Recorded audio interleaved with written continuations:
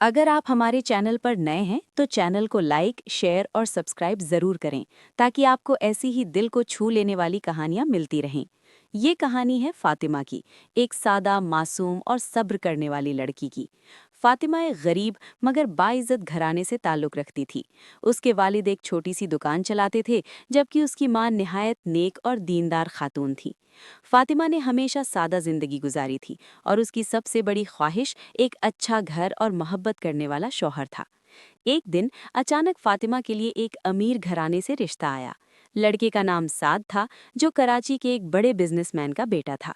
उसका अपना बिजनेस भी था, गाड़ियाँ, बंगला, नौकर चाकर, सब कुछ था। फातिमा के वालिदैन ने ज्यादा तहकीक किए बगैर सिर्फ उसकी दौलत और स्टेटस देखकर हाँ कर दी। फातिमा ने भी अपने वालिदैन की खुशी में अपनी खुशी समझ ली। जल्द ही शादी की तैयारियां शुरू हो गईं और धूमधाम से शादी हो गई। शादी के बाद जब फातिमा रुखसत हुई तो उसे बताया गया कि वो कराची जहाज के जरिए जाएंगे। ये फातिमा की जिंदगी का पहला फिजाई सफर था। वो थोड़ी घबराई हुई थी, मगर साथ के साथ एक नए सफर के ख्वाब भी देख रही थी। जहाज फिजा में बुलंद हुआ तो फातिमा खिड़की से बाहर बादलों को देखकर मुस्कुरा रही थी, मगर उसे नहीं मालूम था कि उसकी जिंदगी के सबसे मुश्किल लम्हे अभी शुरू होने वाले हैं।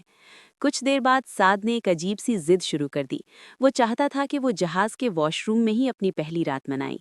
फातिमा ये सुनकर सहम गई। उसने बहुत समझाया कि ये गलत है, ये जगह मुनासिब नहीं, मगर साद ने उसकी एक न सुनी। उसकी बातों में जिद और खुद गर्जी साफ नजर आ रही थी। फातिमा का दिल घबरा गया, उसकी सांस तेज हो गई, वो शदीद खौफ और दबाव का शिकार हो गई।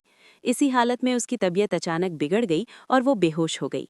जहाज में हलचल मच गई। एयर हॉस्टेस और डॉक्टर फौरन पहुंचे। फातिमा को तिब्बी इमदाद दी गई।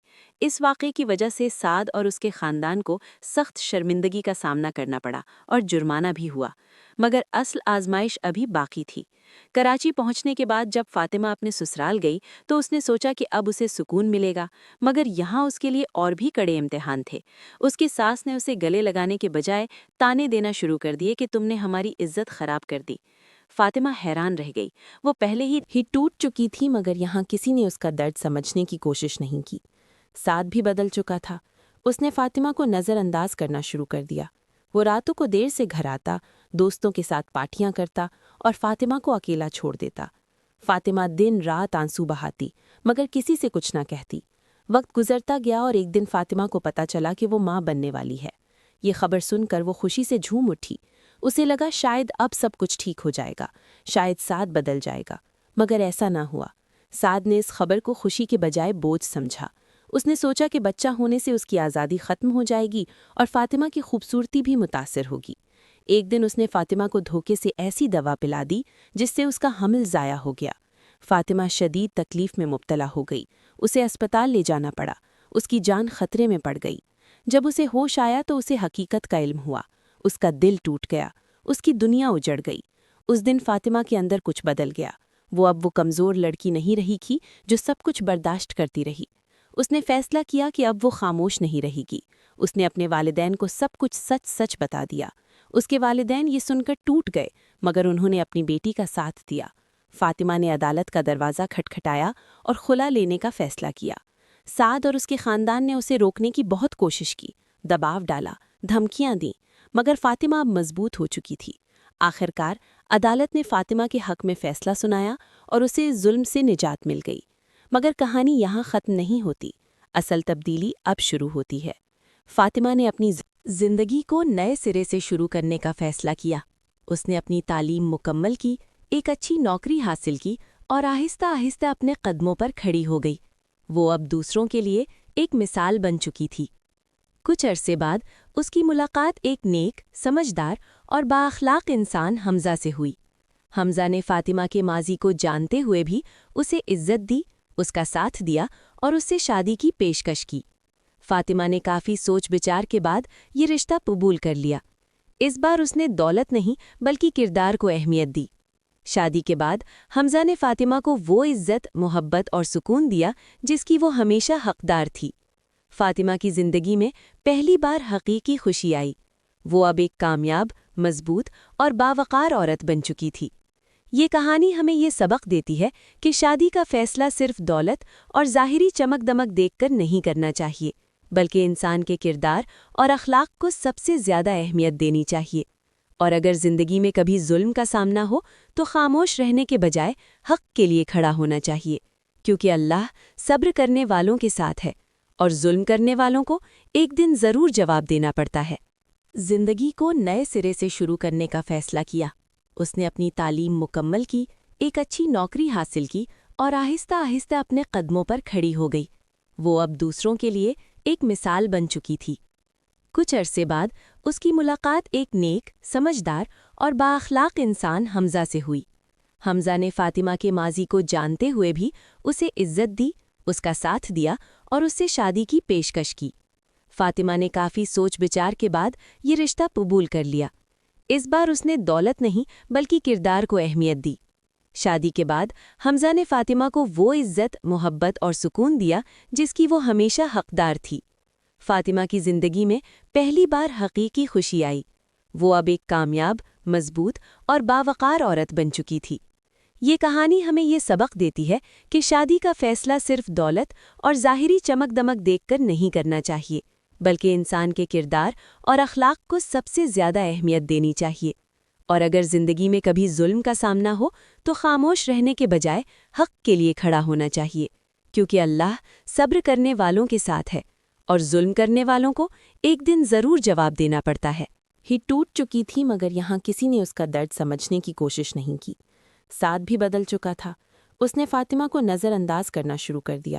وہ راتوں کو دیر سے گھر آتا، دوستوں کے ساتھ پارٹیاں کرتا اور فاطمہ کو اکیلا چھوڑ دیتا۔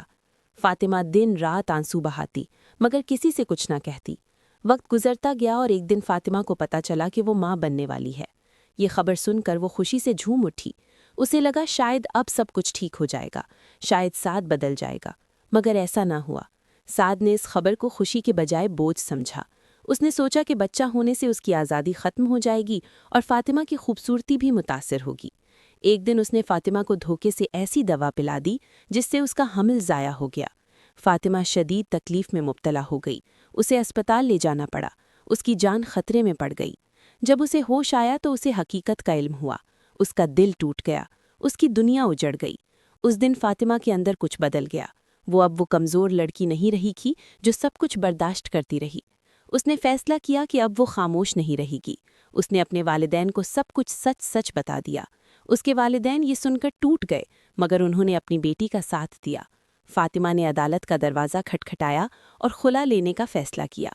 سعد اور اس کے خاندان نے اسے روکنے کی بہت کوشش کی، دباؤ ڈالا، دھمکیاں دیں، مگر فاطمہ اب مضبوط ہو چکی تھی۔ آخرکار عدالت نے فاطمہ کے حق میں فیصلہ سنایا اور اسے ظلم سے نجات مل گئی۔ مگر کہانی یہاں ختم نہیں ہوتی، اصل تبدیلی اب شروع ہوتی ہے۔ فاطمہ نے اپنی زندگی کو نئے سرے سے شروع کرنے کا فیصلہ کیا۔ اس نے اپنی تعلیم مکمل کی، ایک اچھی نوکری حاصل کی اور آہستہ آہستہ اپنے قدموں پر کھڑی ہو گئی۔ وہ اب دوسروں کے لیے ایک مثال بن چکی تھی۔ کچھ عرصے بعد اس کی ملاقات ایک نیک، سمجھدار اور بااخلاق انسان حمزہ سے ہوئی۔